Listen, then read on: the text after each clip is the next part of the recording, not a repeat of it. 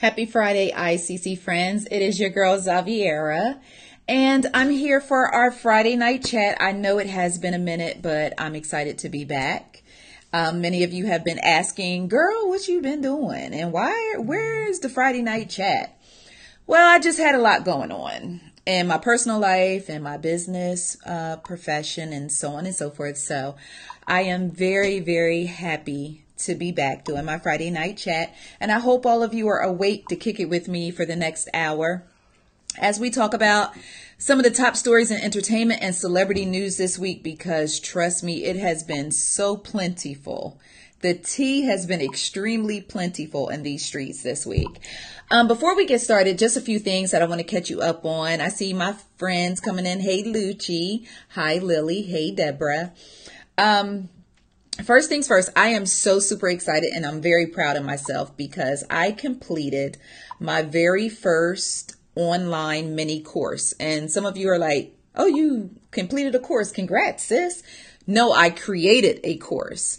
It's something that I've been wanting to do for quite some time. I've been wanting to create some type of online blogging course for people who are interested in blogging, for people who that I can't actually just sit down and teach you how to blog. So I wanted to put together something that in the comfort of your own home, you can learn everything that I know and everything that I could possibly share with you in regards to blogging so that you can create and run a successful blog.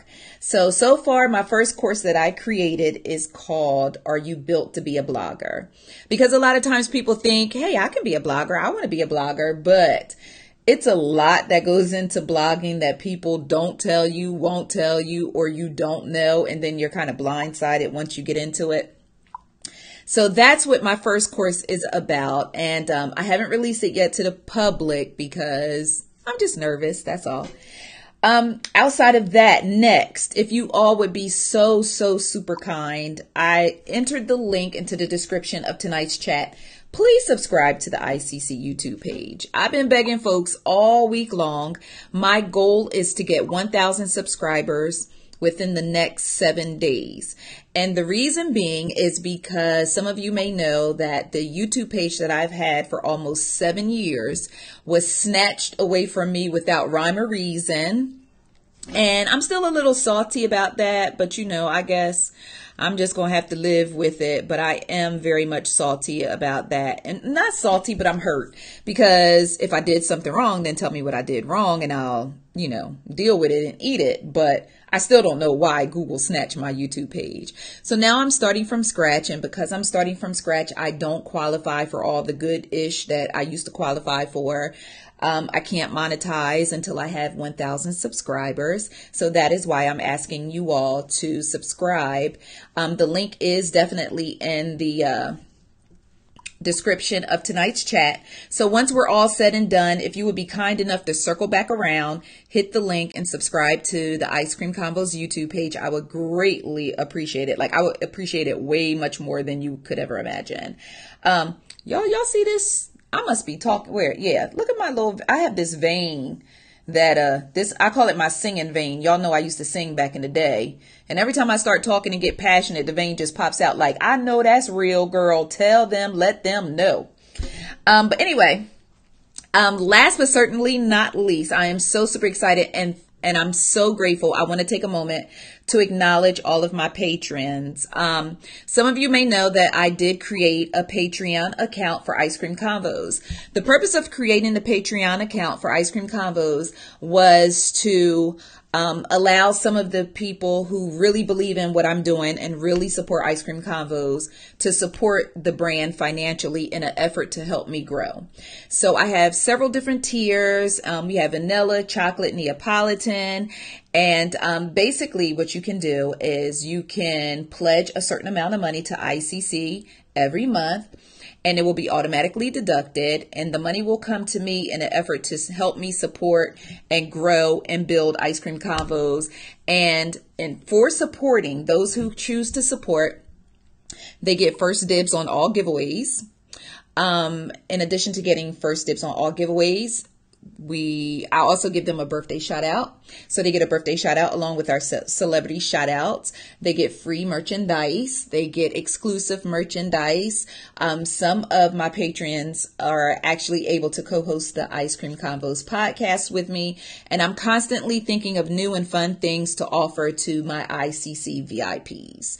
And, I was going back and forth, like, what should I call my patrons? Like, should I call them my executive? Should I call them my scoop squad? But tonight, I decided they are going to be my ICC VIPs. So, just to learn more about my Patreon and what we're doing with that, just visit the link. It is in the description. And if you have any questions about it, feel free to ask me.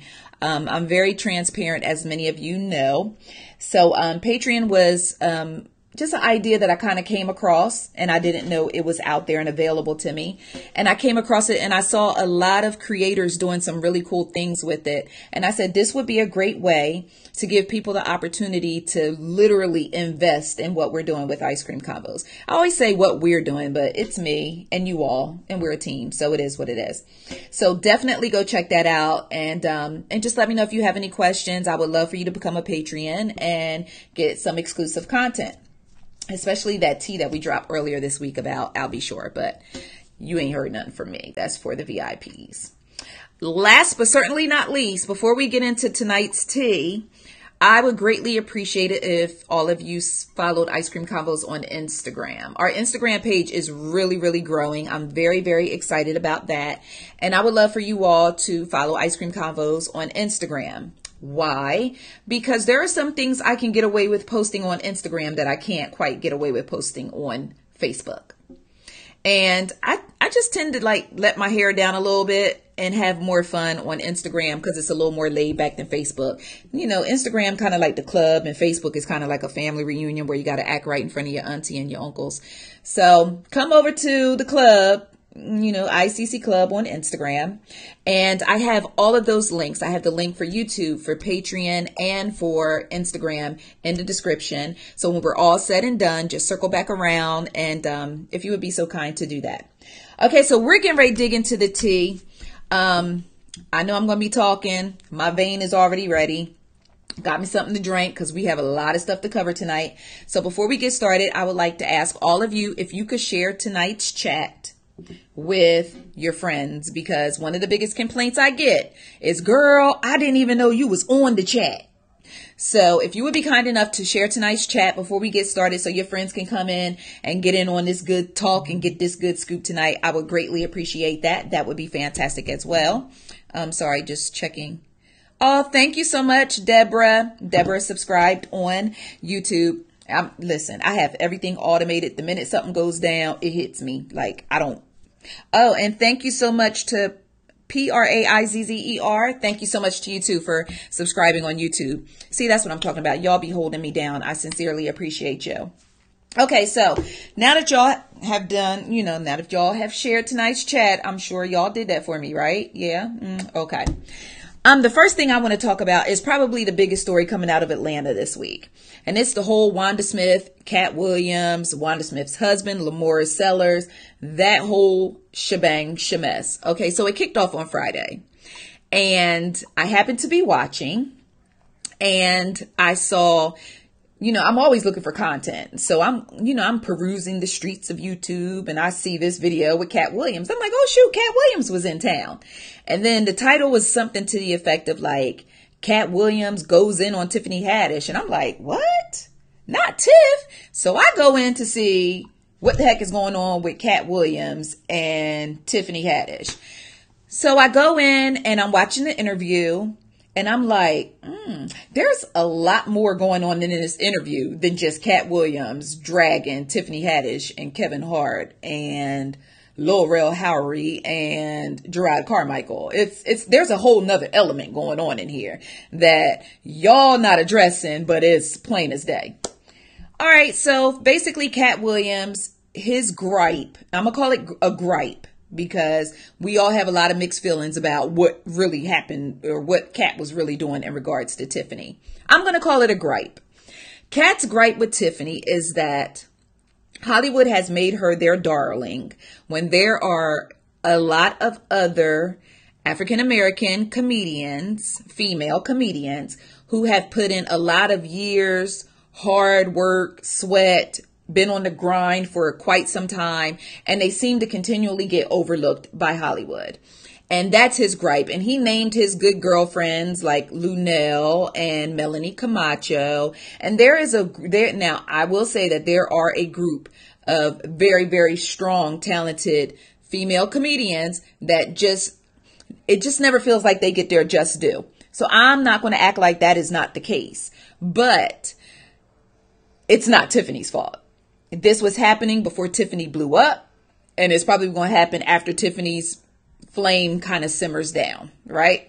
So that was his whole gripe. And he was like, but my thing is, the reason why it felt like Katt Williams was just straight up hating on Tiffany, I feel like everyone has the opportunity and the right to give their opinion. See, we all got opinions. So everyone has the right to give their opinion. If Katt does not think Tiffany is funny, that's his opinion. The next man might think she hilarious. Oh, Josh, she had me laugh so hard I put it on myself.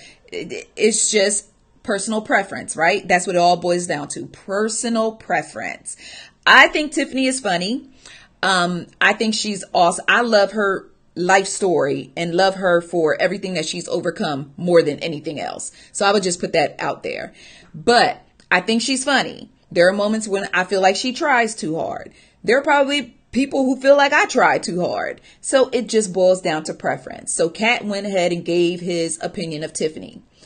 Where I felt like it felt kind of haterish was when Katt started throwing out all these facts about Tiffany Haddish that weren't facts to support his statement. He said she never had a stand-up special. The lie detector determined that was a lie. He said she was married to a white man. The lie detector determined that too was a lie. And he was just spitting out all of these inconsistent truths to support his narrative and to support his argument as to why he didn't like Tiffany Haddish. Not don't like her, as to why she isn't funny or she doesn't deserve all of the accolades and opportunities that she's receiving. My thing is, if you are going to come and try to tear somebody down, you got to come with your Carfax report. You got to have your facts in line, and they have to align with whatever agenda it is that you're pushing across the table. That did not happen with Katt.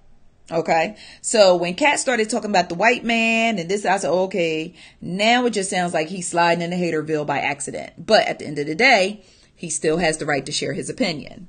Okay, so I went ahead and wrote a post about that. Later that night, I circled back around and said, wait a minute, let me just watch this again. Lord Jesus, Mary, Casey, JoJo, Dalvin, and Devontae. When I went back to the video, because apparently I cut the video off because I thought it was over, but it wasn't over. Y'all didn't tell me that Katt Williams dragged Wanda Smith through the miry clay and up the rough side of the mountain. I went back and watched, and when I tell you the tears was rolling down my face, I was laughing, I was dying, I was hurting for Wanda, because I was just like, oh. Now, if you watch the video, you could tell from the gate, Katt was not here for Wanda Smith. He was not here for Wanda Smith in any way, shape, or form. Katt Williams sat down at that desk and put them headphones on in front of that microphone under protest. Katt, it was all over him. It was almost like you just had a bad day. You came into work because you was obligated to be there. Katt, everything about his body language said he did not want to be there that day, or he didn't feel like being bothered, but he was.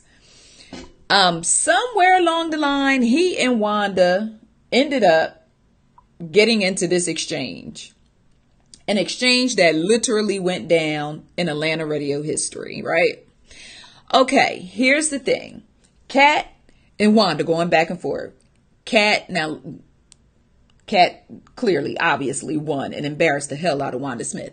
At the same time, Wanda Smith called Katt Williams Little Mama, where she attacked his masculinity, and she basically tried to say that he was a woman. She came for his clothes. She came for him being we're just going to say his legal issues. She called him a jailbird and all kind of other stuff and this, that, and the third, going back and forth about the jail. Okay. He dragged her for filth. When he said, you can go to the gas station and get Wanda's jewelry and a free car wash.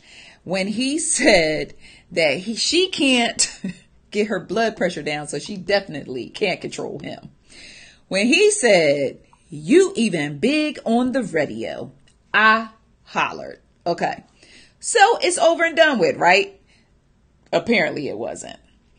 The next thing I know, on Sunday, the scoop comes out that Wanda Smith's husband allegedly pulled a gun on Katt at the comedy club. So I'm like, what the heezy? Okay, so I'm like, okay, so we going here with it. Zoo Man got on social media and said Wanda Smith's husband, Lamorris Sellers, pulled a gun on Katt Williams at the comedy club. He was upset because he was like, that's unnecessary. And people could have got hurt. And people go to this comedy club all the time, including himself. And it's not that deep because Wanda, if you watch the video, Frank Ski on multiple occasions tried to go to a break, the back and forth between Katt and Wanda. And every time Frank Ski said, I'm going to a break, Wanda said something else to Katt, and Katt ate her ass up again.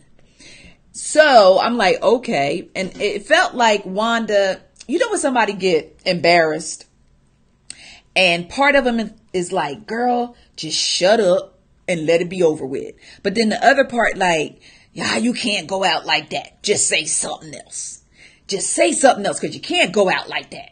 No, girl, shut up. You get embarrassed. No, say something else. You just can't let it go out like that.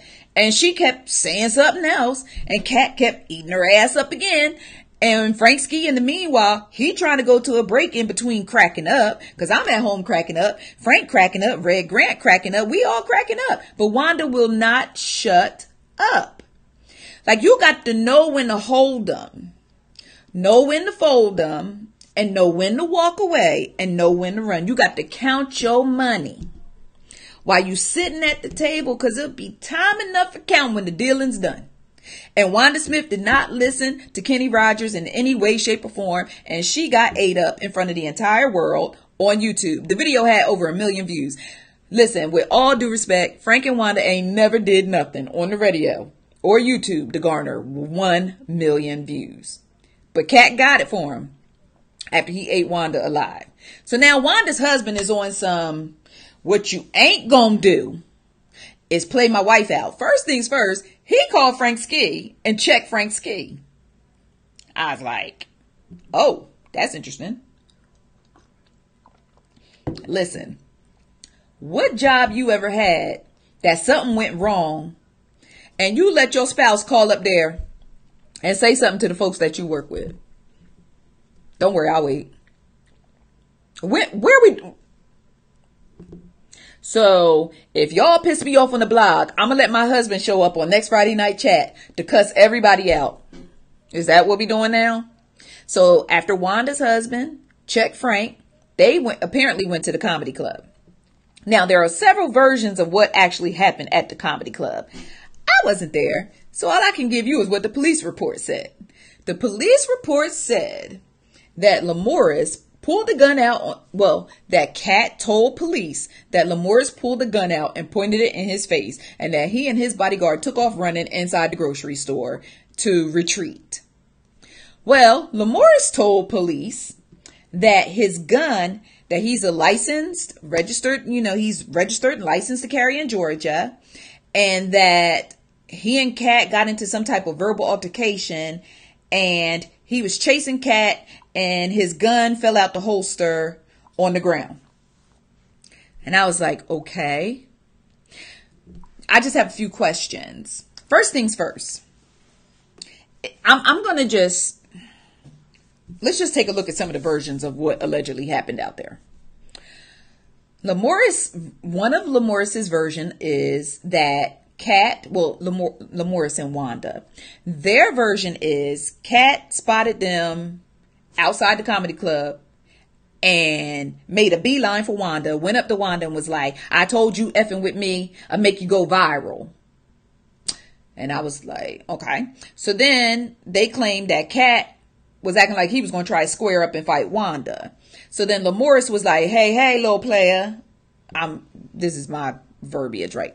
Hey, little player, little man. Don't be rolling up on my wife like that. Well, then Katt and Lamorris got into an exchange of words.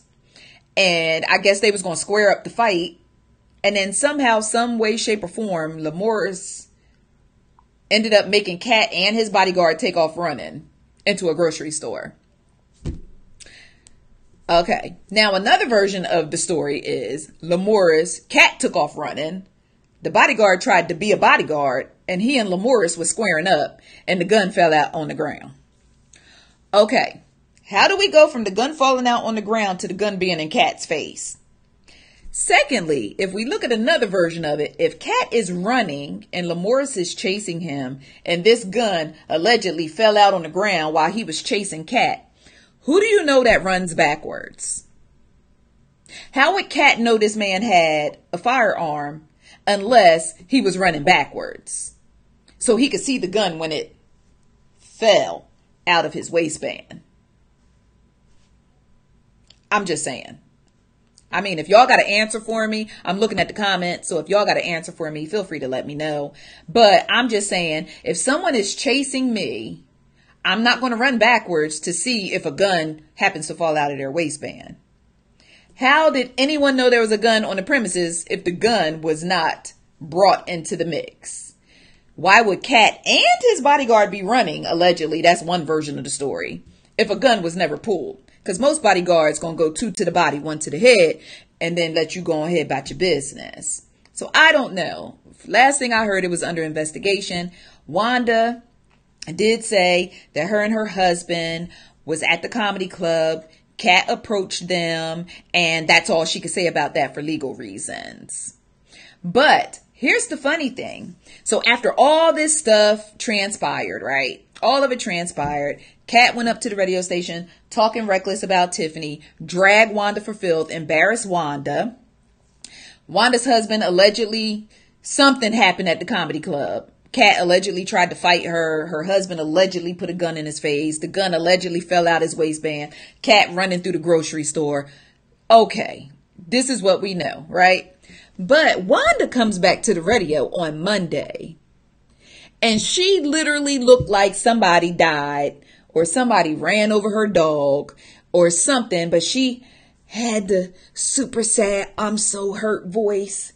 And she talked about how Katt came up to the station and she begged him to come on the radio because she's such a fan, and he just had an agenda to attack her and to humiliate her and this, that, and the third. And I thought to myself, cha boo bye. Because number one, I watched the video just like all of you watched that video. And what I saw transpire was not someone who was being attacked, who was being a victim. I saw 2 comedians get into some banter and somebody wasn't prepared. It was a test of wits and somebody failed the test. Y'all was playing the dozens and somebody didn't even have the 6s. That's what I saw. So for her to come back up to the radio station and start using trigger words like I felt attacked and there was an agenda and this, that, and the third, I did not appreciate that for the simple fact that we all know Katt Williams has a history of allegations against him. So to start using trigger words like attacked and targeted and this, that, and the third, like that's not cool at all.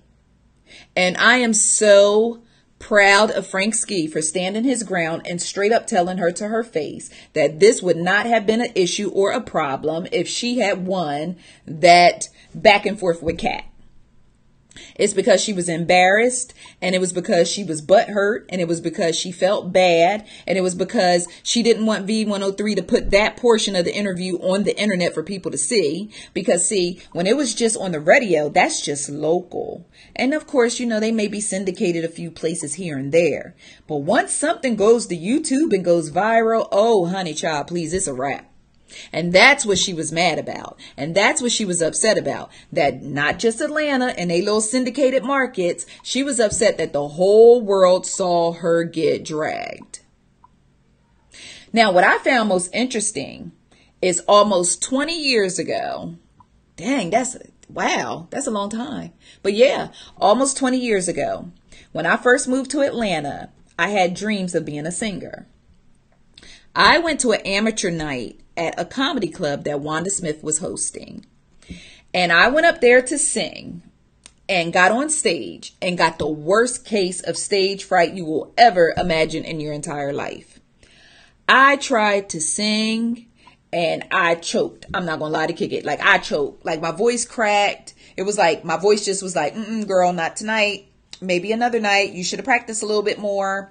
It just went all bad. And I was like, oh my God. Like, it was one of those moments where I just wish I could go like this and disappear, but it didn't happen. And so I blew it, the amateur night. Wanda Smith comes on stage because she's the host, and she takes the microphone from me. And that woman clowned me so god doggone bad. It's bad enough I felt terrible. I felt terrible because I messed up in front of a bunch of people in a crowded club, and my dream was to be a singer. So it's like your dream is to be a comedian and you go out and you bomb and like, boo! That's basically what I felt like.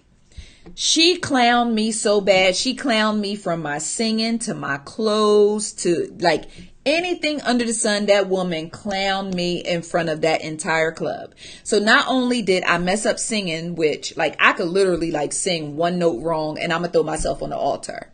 So not only did I mess up singing in front of all these people, Wanda grabbed that microphone and clowned me for a good 10 minutes. Like, she clowned the whole hell out of me for 10 minutes. It had to be at least 10 minutes. And I'm looking into the audience and it just felt like one of those, they're all going to laugh at you type of situations. Everybody out there laughing and cracking up and cracking up. She finally, excuse me, let me leave off the stage. And I got in the car and I cried all the way home. Like, I was just so hurt. But even though I was in the car crying like Debo snatched the chain that my grandmom gave me, I understood that Wanda Smith is a comedian and they paid her to tell the jokey jokes and to clown the people who don't do well during an amateur night. I mean, that's what they do. Showtime at the Apollo, Sandman come out and get you or whatever, and the host make little jokey jokes. And I understood, even though I really wanted to punch her in the face, I understood that she was a comedian. It was her job. They hired her to tell jokey jokes. So now it's funny because all these years later, I'm watching her sit on a radio station because they put out another video of her talking about the situation. And I'm watching her sit there looking like a wounded cat as she talked. Saw what I did right there? Wounded cat, Katt Williams. Okay, anyway. Sit up there looking like a wounded cat over something that she may not have initially initiated, but something that she continued to pursue, and it didn't work in her favor. She has several opportunities to shut the heck up and leave Katt Williams alone. And then she said that she could tell from the beginning that it was tension. Well, if you felt like it was tension with Katt when he came in, leave him alone. You got a co-host. Let him talk. I don't talk to people who don't want to talk to me. If your energy not right, I'm not even going to try to talk to you. So if you knew his energy wasn't right, if you knew he was treating you funny style, why did you continue to pursue a conversation with him? And then when it didn't go your way, you go for his hair, his clothes, you call him little mama, you talk about him going to jail and all kind of other stuff. And then you just ended up getting embarrassed. I mean, it's not rocket science. Listen, you got one time to embarrass me and I'm shutting the hell up. I might throw hands, but I will not be saying anything else to you. So, I mean, it is what it is. And I agree with Brenda. She got personal and he went ahead and let her have it. He went in, he let her have. That was all that it was. Leave it be. So, that's all I got to say about that. But it was very interesting and entertaining to watch. And I'm sorry, but Katt Williams.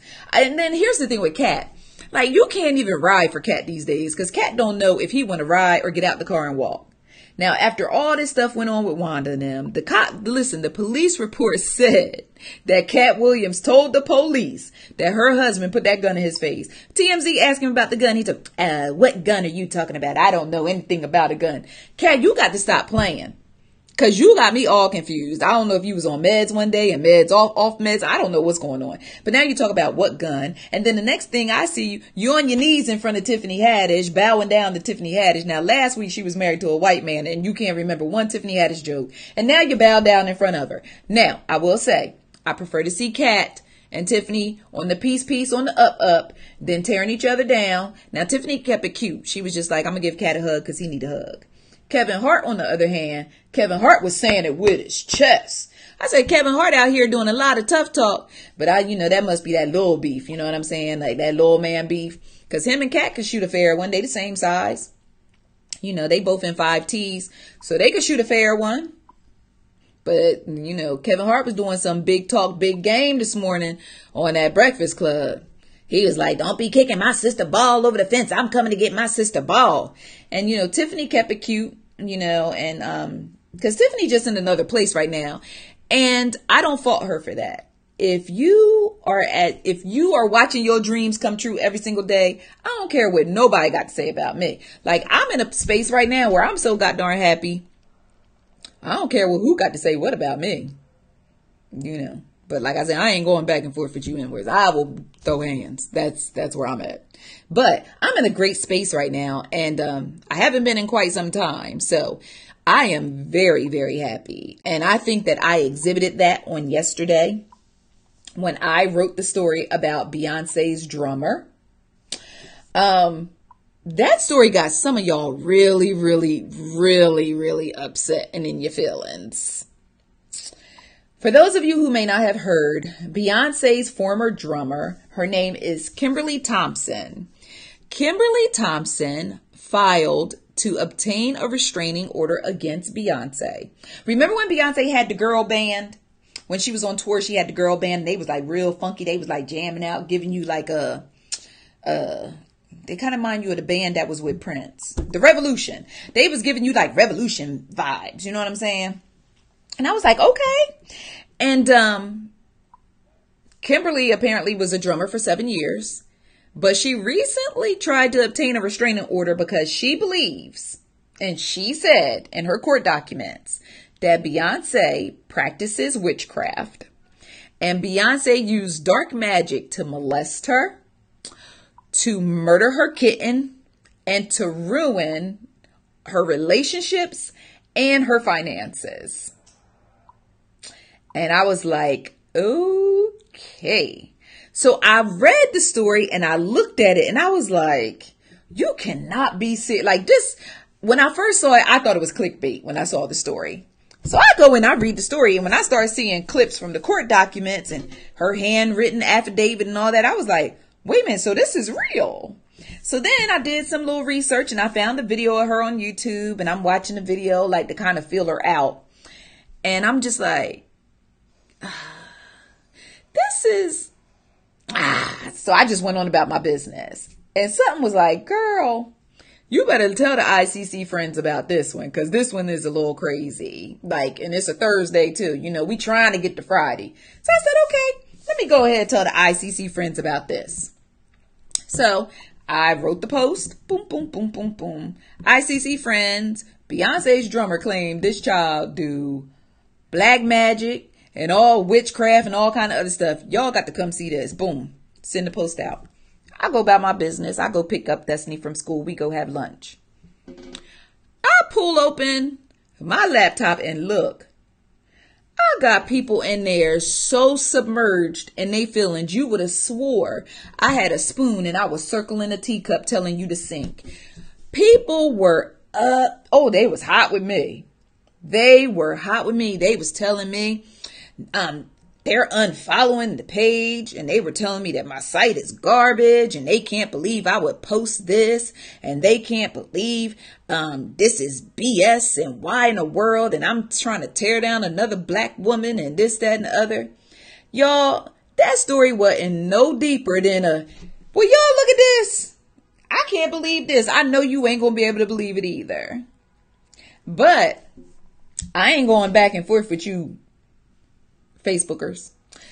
And I had people, one dude was calling me all kind of bitches. Like, people was really in their feelings yesterday. And people was telling me they're unfollowing the page. And I'm like, listen, if you gonna unfollow the page, don't tell me. Surprise me. Because that's like a personal decision. It don't have nothing to do with me. So if you gonna unfollow, just go ahead. Like, just get your things and go. You ain't got to, I am unfollowing the page. Someone please ask me to stay. No, we're not doing that. Just go ahead and hit the little button at the top and going on to the next page. It's that simple. It's that simple. I'm not going back and forth with nobody. And then one dude he was just cussing at me so bad. But he had told me 15 minutes ago he was unfollowing the page. He came back 15 minutes later, calling me all out my name. I was like, I thought you left. So yesterday was like, it was entertaining. Now, back in the day, I used to get upset. I used to get offended. I used to be like, why they don't understand that I didn't mean no harm? Why they don't understand all I was doing was giving them a story? Child, yesterday I was like, I'm living my best life. I'm blogging. I'm living. It's Wu-Tang forever though. And I was having me a good old time. Like, child, I'm not losing no sleep over nobody. My ICC friends know how I operate this page. My ICC friends enjoy this page. When my ICC friends see a story that they don't particularly like or they don't particularly believe, they just keep it pushing. But just please tell somebody to tell somebody. Don't tell me when y'all leaving. I don't care. And it was this one girl. She had announced that she was leaving. So I blocked her. Because, if you leaving, you got to get on out and I got to lock the door behind you. You know what I'm saying? Because we can't have no stragglers. That y'all emailed me for a year asking me to unblock her. I said a year, 365 days, a year, asking me to unblock her. But you announced that you was leaving. So when I blocked you, a year, 365 days of the year. I want your same old love, baby. I said, damn, now you want to come back. You sound like that dude I used to date back in the day. But anyway. So with that being said, Beyonce's drummer. Listen, the ironic thing about all of this is there were two sides to the page. No, there were actually three. There were the people that was like, dang, that's crazy. Then there were the other people that were like, child, well, her mama is from New Orleans.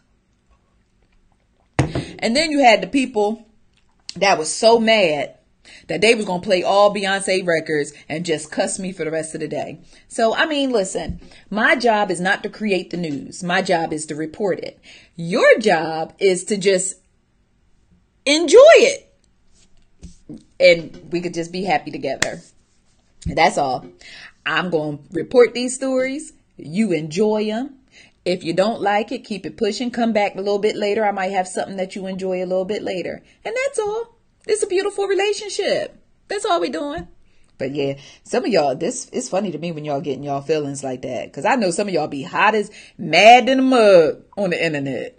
But all you got to do is log off. But anyway. All right, so let's talk some baby news.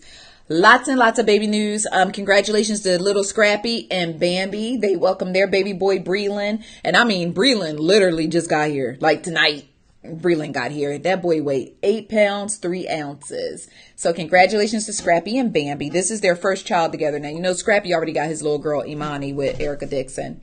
But this is the first child for him and Bambi. So congratulations to them.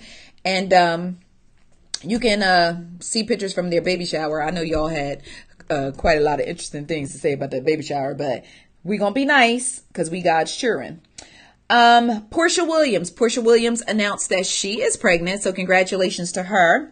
Portia and her boo, Dennis McKinley, I think that's how you say his name. So they're expecting their first child together. And Portia told People magazine that she is so excited. It's like a dream come true because she suffered a miscarriage 6 years ago. And I was like, dang.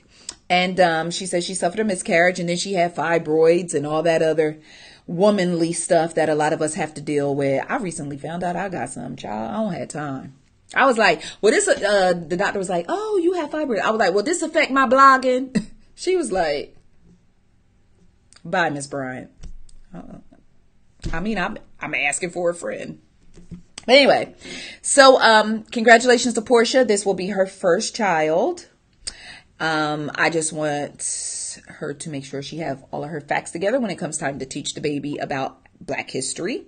Some of you may know what I'm talking about. But congratulations to her. It's always baby news makes me so excited. I love to report when somebody pregnant or just had a baby, because my uterus is closed. That club is, listen, we closed the doors of that club 10 years ago.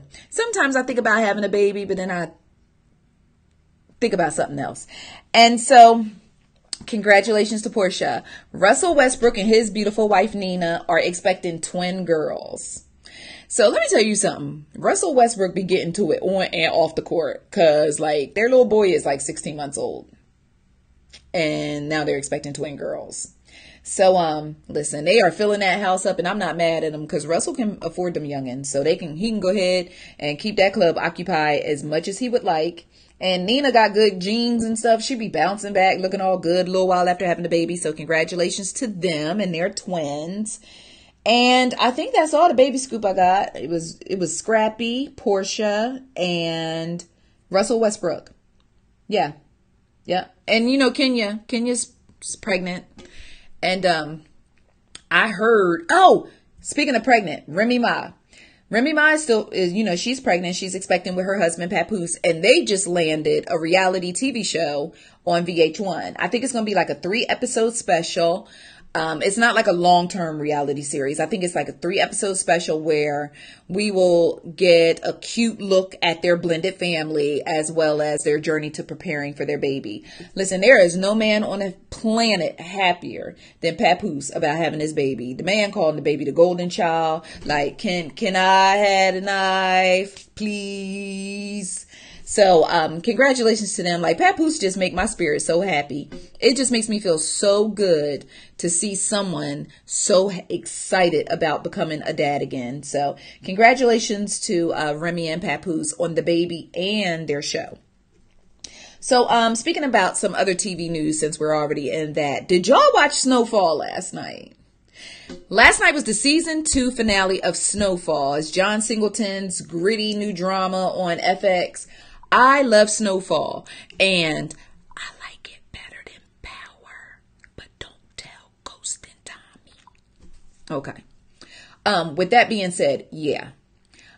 Snowfall is so goddamn good, and Snowfall, they took me through it last night, and I'm not going to stay on it long because I don't see y'all in the comments saying that y'all watch Snowfall. But if you don't watch Snowfall, you might need to handle your business, because Snowfall, like, I know we love Power and stuff like that, but Snowfall gooder than a mug.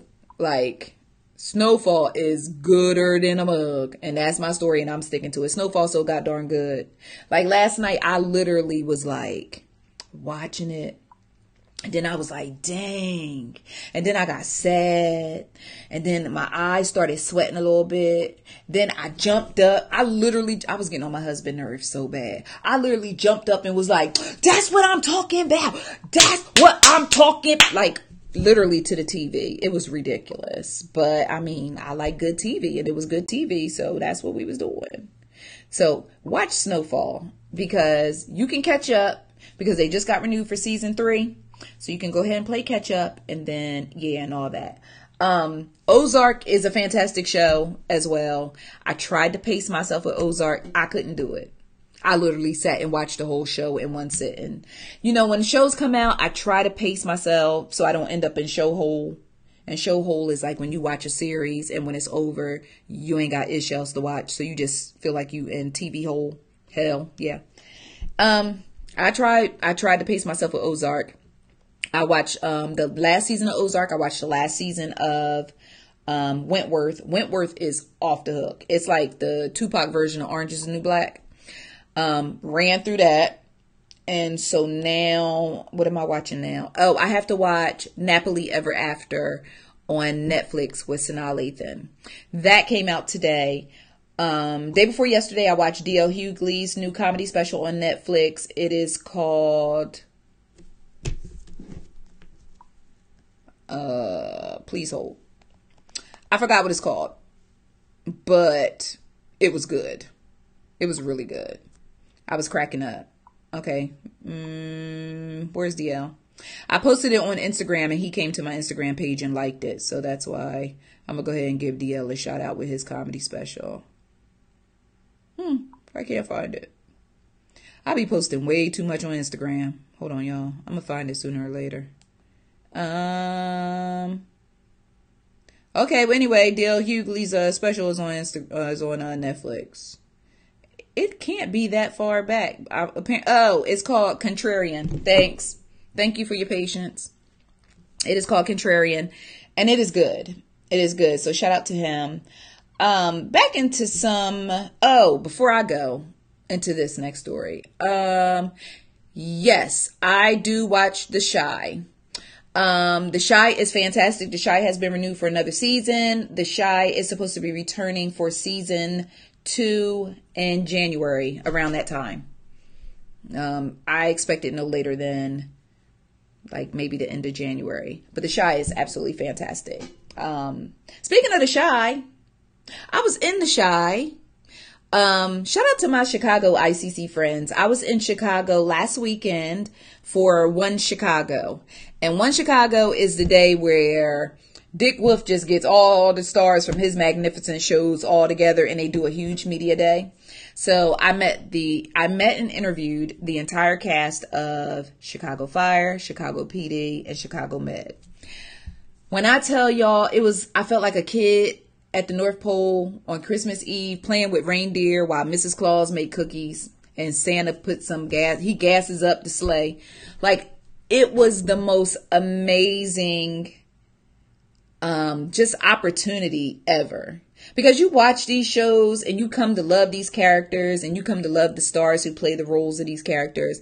So to sit down and interview them and sit down and talk to them and listen, for those of y'all who watch Chicago PD, let me tell you the moment when I lost it. And when I say I lost it on the inside. Because I always stay cool on the outside because you got to be professional, but they ain't going to invite you back. The moment I lost it was when I was sitting at the table, because basically they had it junket style, right? So it'd be like me and 3 other media people sitting at a table, and the people working the room bring the different stars to us and they sit down and we kick it. I'm sitting there and I'm like, oh my gosh, that was so much fun. I forgot who I just got done talking to. And I look up, my Chicago PD people, where y'all at? My Chicago PD people. I look up and Antonio and Voight are sitting down at a table in front of me. Y'all, Voight, Antonio, John Seda, and I can't ever remember Voight's real name, but right in front of me, like right there.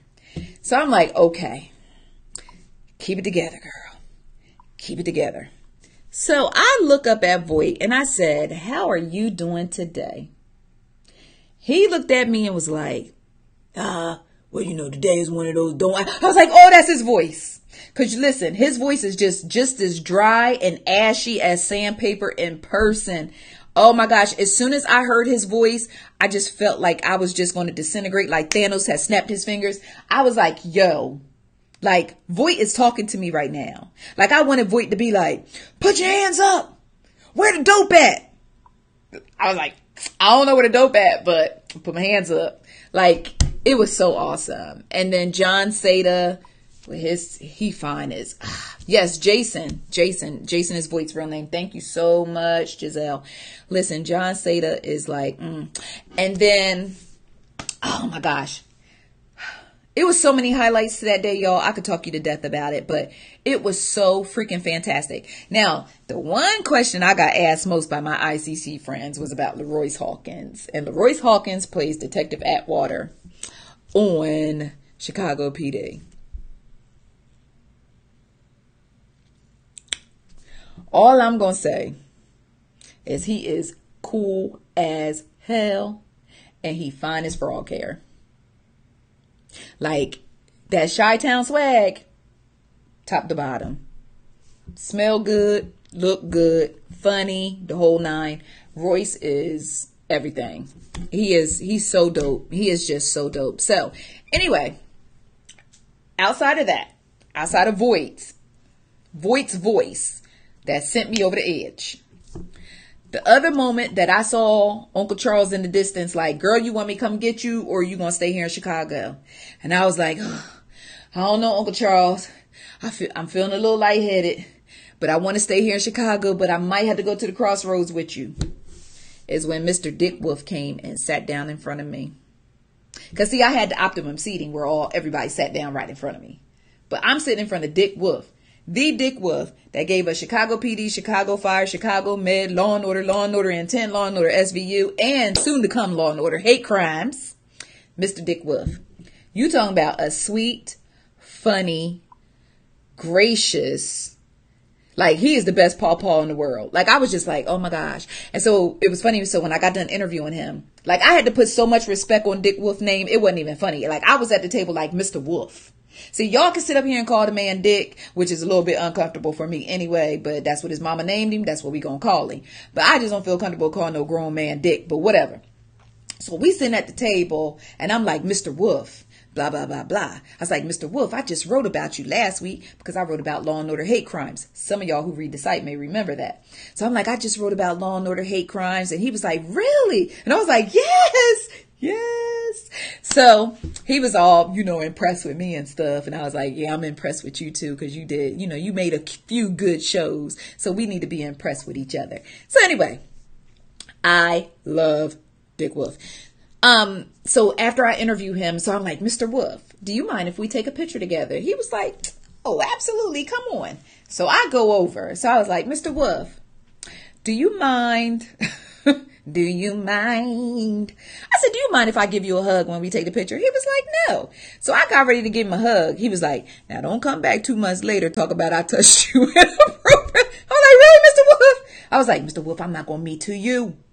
It's us, not me too. It's us. But it was funny. But he is such a great, awesome guy. And one of the things that I want people to know about Dick Wolf, just a lot of times when I'm in a new environment, I will just sit back and observe. And one of the things that I saw was that Dick Wolf, that man is loved.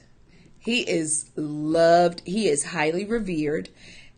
Every single cast member from every single show, when they saw Dick Wolf, they stopped dead in their tracks and ran over and hugged him with all their heart and kissed him. Like, literally. Men, women, all of them. Like, it was almost like you walk in the house and there go grandpa, or, I'm not being disrespectful calling him grandpa. He just gives pawpaw vibes, right?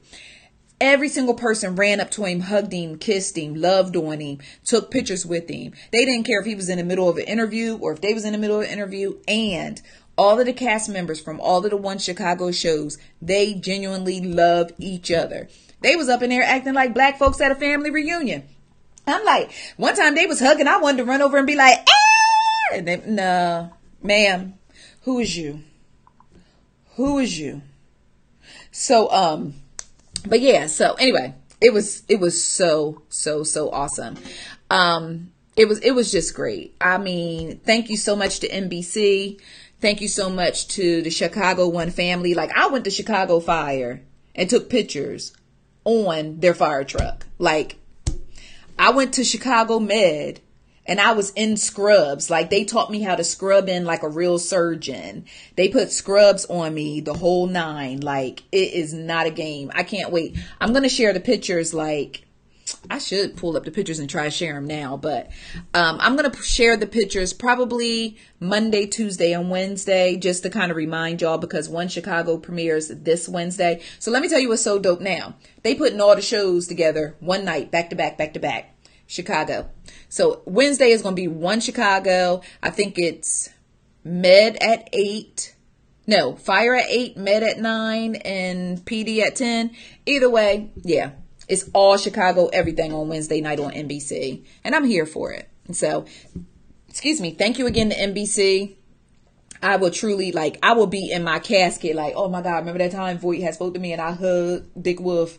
Like, it's going to be awesome. And I had the opportunity to watch all 3 premieres. So I've already seen the premiere for Chicago PD, Chicago Fire, and Chicago Med. It's lit. It's lit. See, when you got to open and close it and grab it in the air like that, I'm dead serious. It's lit. All 3 episodes. Chicago PD literally had me crying. Like sweating, who cutting onions, crying. And I told them, I was like, y'all had me crying. And Burgess, that child crazy.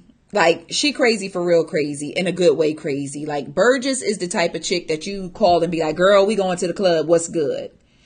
Burgess is crazy. When we went to the Chicago PD set, you know the front desk where Trudy always is, like when people, the perps come in or whatever, right in the front. We're touring the set. We come in the front door and Burgess is laid across...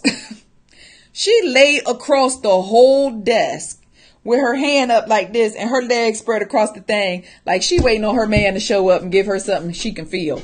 We were in there screaming and dying. Like Burgess is a whole nut and she is such a fantastic chick. So I will talk about Chicago the rest of the night. So I'm going to chill. But after we did the interviews, we did interviews from like 8 to 2. After we did the interviews, we did set visits. I went back to my hotel. I stayed at the Langham. And shout out to the Langham because they put your girl in an executive suite on the 12th floor. Like I was standing in the window on my Scarface tip like, the world is yours. I'm looking out over the city of Chicago, looking at the waterfront, watching the people move and watching the cars go by. I was like, God is good. Like, Jesus is a way maker because I am standing on the 12th floor in an executive suite overlooking Chicago.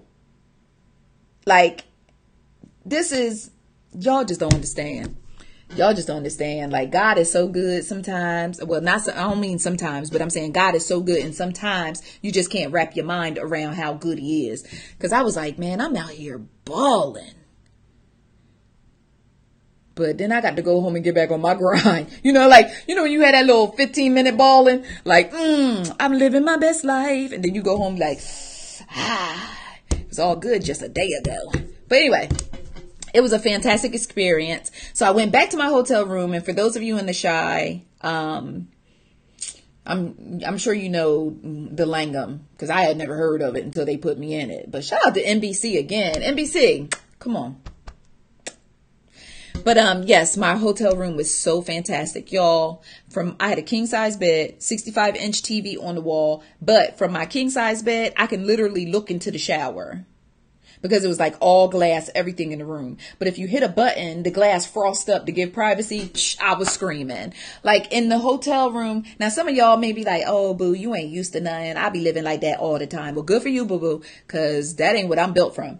But let me tell you, they had a hotel room, like, you know, the little Frigidaire, the refrigerator when they have in the little hotel room. Now, most hotels I stay in the past, the ones that I pay for out my pocket, when I open up the Frigidaire, it might be one bottled water in there. You know what I'm saying? It might be a bottled water or a little sippy sip. Y'all, when I opened up that refrigerator and saw full bottles of Moet and all these other wines and fine liquors I can't even pronounce and ain't never seen before, I said, oh, this what we doing?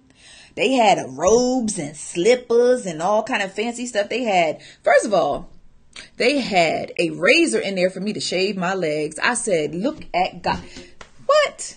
They had sewing kits, razors. They had a leather strap. Child, that room was, they lucky. If I had a family, if I did not have a family, I wouldn't have came back. They would have had to evict me out of the room. But it was fantastic. It was fantastic, y'all. And if you don't follow me on Instagram, you can slide over to my Instagram page and all the pictures are there. I didn't post pictures of my hotel room while I was there because I didn't want people to be like, oh, that's where you at. Put their gloves on. Pull the ski mask down. So I didn't post anything about my hotel room, but I'd be more than happy to share the pictures. You know what? I'm going to post them in the Patreon. That's where I post them. So for those of you who are ICC VIPs, I'll post the pictures in the Patreon so you can see those. And so I go back to the hotel room. I get all showered up. Ain't nobody dope as me. I'm just so fresh, so clean. So I scrub, get all fresh, throw my black dress on. But see how the devil worked? I forgot the belt to my black dress. So I'm like, dang, what I'm going to do? I don't have a belt. But NBC had a cocktail party. After all the interviews and stuff was done, they had a One Chicago cocktail party. So I go throw on my black dress. And I put on a little bit of makeup, y'all. Just a little bit, you know what I'm saying? Kind of to get jazzy. And put a few more curls in my hair. And I went to the cocktail party. And it was at a place called... Oh, I forgot. I don't know, but it was fancy. When I walked in, they had a whole bar. Y'all, let me tell you. Because, see, I had my best buddy Tasha. I tell her everything, but I got to tell y'all about this. Look. They had a whole bar, like long bar. And it was just, when I first walked in, all I saw was ice. And I was like, oh, they fancy. They got ice sculptures and stuff in here. What? I walked up to the bar to look at the ice sculpture just a little closer.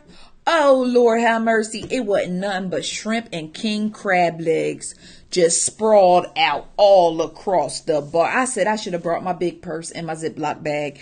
Let me tell y'all something. Oh, my God. I was like, oh, my God.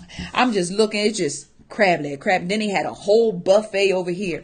Then they had a whole dessert buffet back here. Then they had Leroyce Hawkins standing right there. And I was like, yes, buffet. And all the talent from NBC was up in there. It was such a laid back environment. I couldn't figure out what I wanted to drink. So every time the waitress came by, I just took whatever was on her thing. I had 3 drinks sitting in front of me. I was kicking. I was like, listen, if I get tore up from the flow up, I'll go stay at the Langham. But anyway, it was just so much fun. And God is so good because the venue was dark enough that I could take my jacket off and nobody noticed that I didn't have my belt. So I was like, okay. So, I'm sitting there, so I got a drink in front of me, right? So as soon as I come in, Yaya DaCosta is standing there looking like an angel because she had on this white outfit and she was looking like... And so when I came in, Yaya was like, hey, boo. I was like, hey, boo. Because she remembered me from when I interviewed her earlier. Sweet girl, so nice. She even got emotional in the middle of the interview when we were talking about her storyline on Chicago Med. So she was like, hey, girl. She put her purse, on the table next to me, banging behind. I think it was like a Chanel purse, just banging. She looked beautiful. So she, she was standing there kicking it with some other people from Chicago Fire. And so I'm at the table, sipping, keeping a close eye. Like, y'all, I literally sat right in front of the bar so I wouldn't have far to walk to get more crab legs. But anyway, so I'm sitting there, so I'm eating my shrimp, my crab legs, and I'm drinking my wine. I think I had Moscato at the time. I'm drinking my wine. I look up and see John Seda, Antonio for the Chicago PD watchers.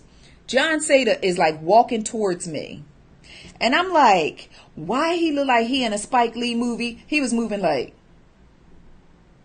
I was like, he look like he in a Spike Lee movie. He's coming to me. And I was like, is he coming to me or is he going? He comes over to the table. He was like, hey, how you doing? And I was like, I'm blessed and highly favored. How are you doing on this blessed night here in the city of Chicago with all the crab legs and the shrimp over there on the ice bar and you looking like a snack? No, I didn't say that. I was just like, oh, I'm good. How about you?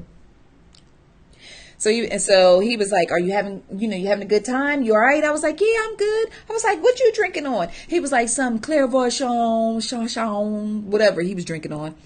I was like, oh, okay. I was like, is it good? He was like, yeah. So I was like, all right. So he was like, I was just coming to check on you. Are you checking on me? My whole life, I always wondered if somebody would check on me. And for it to be you, won't he do it? Won't he do it? So I was like, oh, thanks, John. I was like, you're so cool. Hopefully I'll see you next year. I was like, so he walks off and I turned to the girl next to me and I was like, never. Just because she was like, I just saw John Seda come check on you. I said, he came to check on me. That's because I was doing them good ass interviews. I came through with the interviews. Y'all would have been so proud of your girl. I was so professional and poised, and I was using my consonants and my vowels. I was using proper grammar and punctuation in my sentences. Man, please. I was, listen, y'all would have been like, oh yeah, I'm team ICC, because my girl was out there doing her thing. Did y'all see Zavi? Oh, you was in Chicago? Did you see Zavi though? Because that's my friend. Yes, and when y'all out there, say it with your chest. Zavi is my friend. Oh yeah, ICC. Yeah, that's my girl owned that site. My girl run that site. Y'all, John Seda floated up to me like he was in a Spike Lee movie and asked me how I'm doing. How I'm is doing. Okay. Okay. So then I needed another drink after that. So I go over to the bar and I'm headed up to the bar to get a drink, and I look, and LaRoyce is standing there. I said, look, this can't be life. It just can't. Then I look down and see Eamon Walker. And I'm like, this can't be life. So let me tell you. So Royce and I ended up standing there talking for like almost 30 minutes. Because when I tell y'all, when you meet Royce will treat you like you played in the sandbox with him in first grade. So me and Royce is talking, and because Royce, I don't know if you know, but outside of Chicago PD, Royce do stand-up comedy, spoken word, rap, and sing. Okay. So he's telling me all about this. I'm just trying to convince him to do a show in Atlanta so that I can get the ICCers together and we can roll out there deep. Anyway, so we talking about that or whatever. So I was like, you know what? I'm gonna go down here and try to holler at Eamon.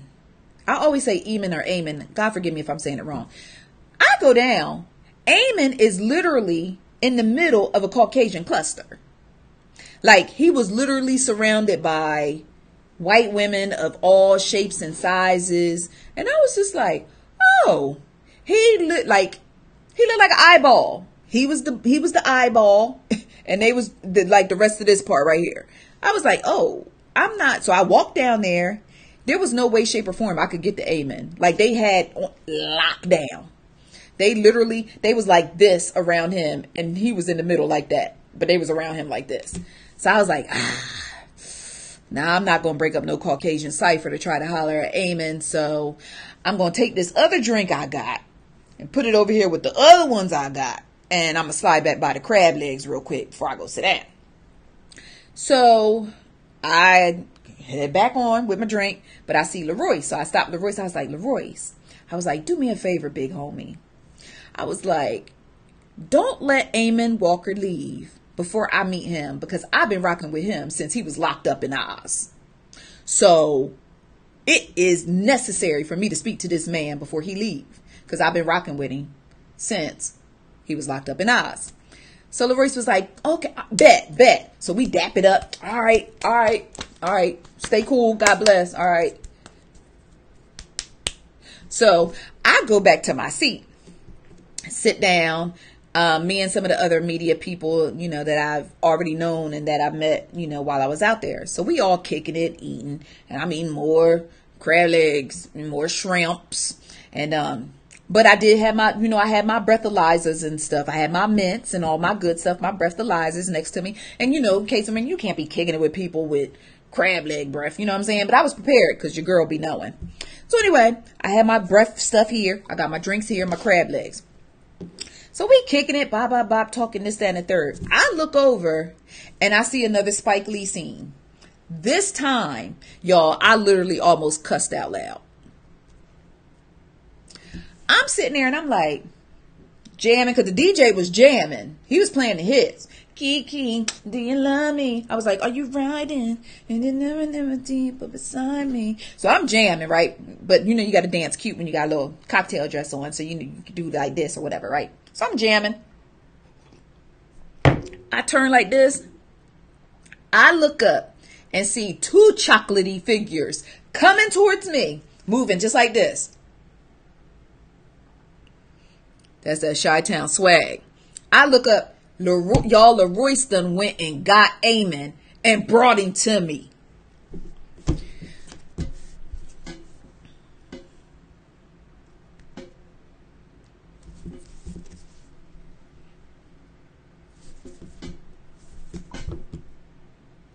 He done went and got Eamon and to bring the man to me. Like, he brought him to me, like, to me. So I look and I'm like, oh, hi guys. Y'all, I'm so glad that my bladder is the way. I'm so glad I got a strong bladder. I am so glad that I got a strong, and I am so glad that them crab legs and shrimp did not start messing with my digestive system, because that whole situation could have went terribly wrong. Because when I looked up and saw those two chocolatey black kings, because that's what they are, they black kings, walking towards me, I'm just thank God for Jesus that my faculties are still in order, because it would have been a mess. Just a mess. So I look over and Leroy's, he coming with the swag, and Eamon is walking up, and the club kind of dark. So you see a silhouette and just pretty ass teeth. Teethus. Just teethus. So I walk up and I'm like, oh my gosh. You know that thing that be like, oh my gosh. Wow. That's the way I was feeling on the inside. So I look over and I'm like, I was like, what's up, guys? So I go over and Eamon just gives me this hug. And then he kissed me on my cheek. And my cheek started doing like this. That was the pulse from my heart and my cheek. I'm like, oh my God, he just kissed me on my cheek. He was like, what's up? He was like, hey, queen. I was like, he's a queen.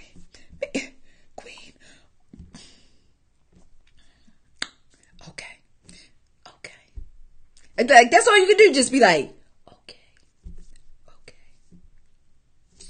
okay. Just, I am a queen. So when y'all come to my page and call me bitches, all kind of stuff like that, I'm like, okay. Because Eamon said, I'm a queen. That's my crown. I'm a queen. So anyway, we stand there. So I was like, I said, listen, I've been rocking with you since you was locked up in Oz. He let out this hearty laugh, because grown men let out them hearty ho ho ho type of laughs. I was like, he said ho ho ho, oh Lord, I'm about to die. So he's laughing, and LaRoyce was like, yo, I was telling her how you my big homie and this, that, and the third, and how you do so much for the kids in Chicago. And I was like, that's dope. That's dope. So it was just, so I'm standing there like, my ICC friends ain't gonna believe this. Like, I'm literally standing between Leroyce and Eamon Walk. Like, I'm standing right here. Like, we posted up like Lil Kim and Junior Mafia. Like, we right here with it. And I was like, oh my gosh, like, this is like literally like, I couldn't even, like, this is something that I couldn't even dream up on my wildest day in my Jesus Make It Happen book.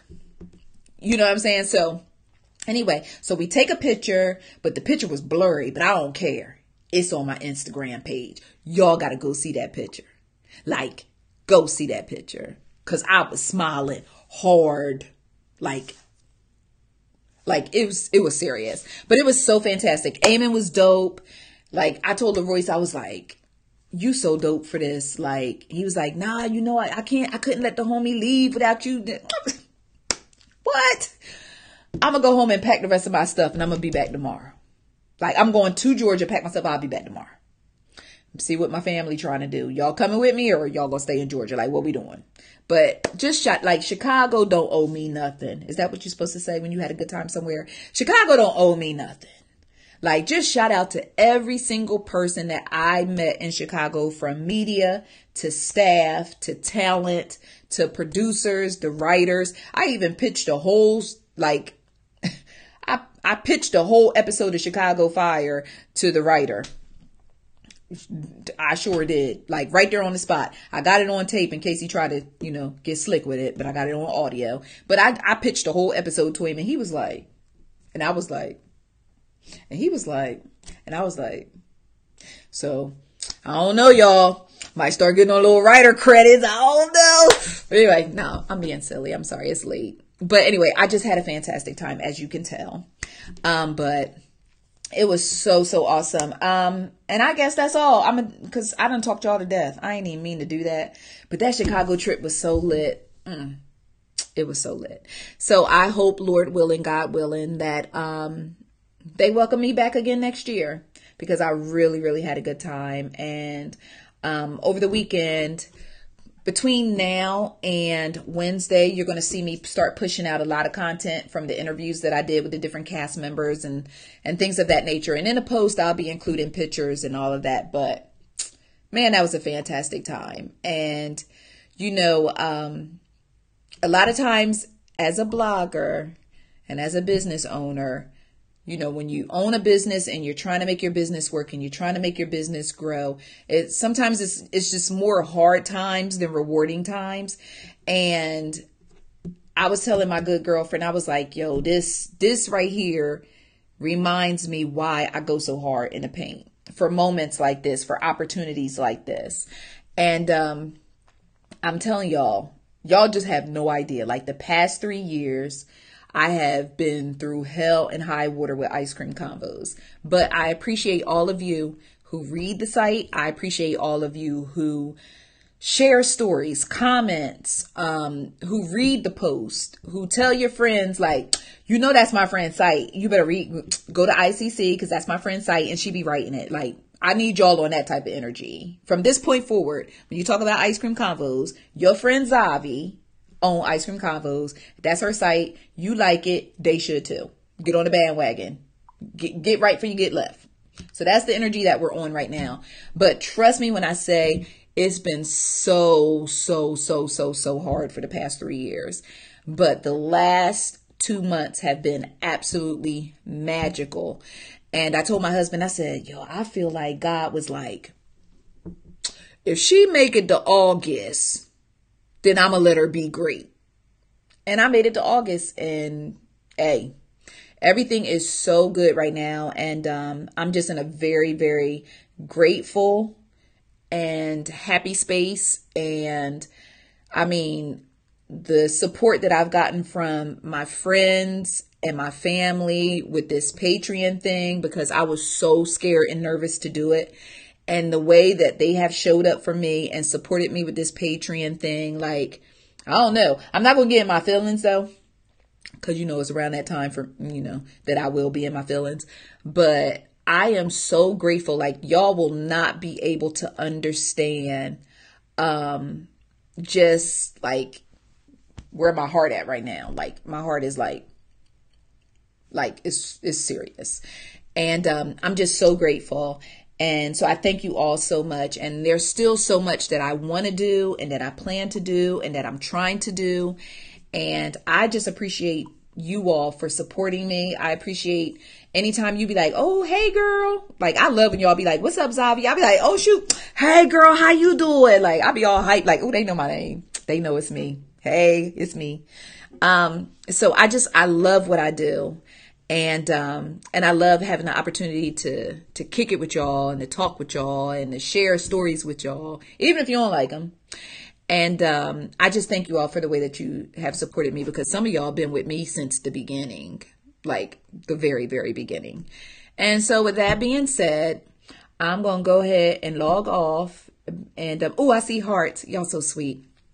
So with that being said, I'm going to go ahead and log off and let y'all go to bed, because I talked a long time, but I had to tell y'all about Chicago. And I couldn't do it, you know, on the site. Like, I can't do this on the site. You know what I mean? When I'm telling you a story, I can't do this to show y'all. So we got to talk about it when we get together. But it was just a fantastic, fantastic time. So yeah. So with that being said, all the links to everything, let me just circle back around real quick. All the links, YouTube, Patreon, Instagram, they are all in the description on this particular chat.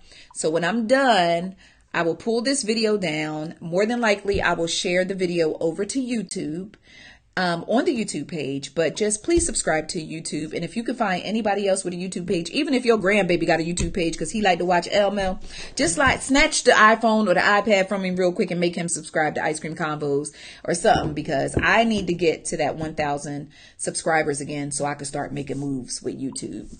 And but thank you so much. I enjoyed having you all in with me tonight. And Okay, so y'all be blessed and y'all have a great weekend. And I am going to do my very, very best to get back on top of these Friday night chats because I didn't even realize how much fun I missed out on having with y'all. And so, yeah, that's it. Okay, so bye. I'm going to go. And thank you to everyone who commented and thank you all. So let's go ahead and, as Natasha said, 1,000, baby. Let's get them 1,000 likes on YouTube. Okay. All right. Bye.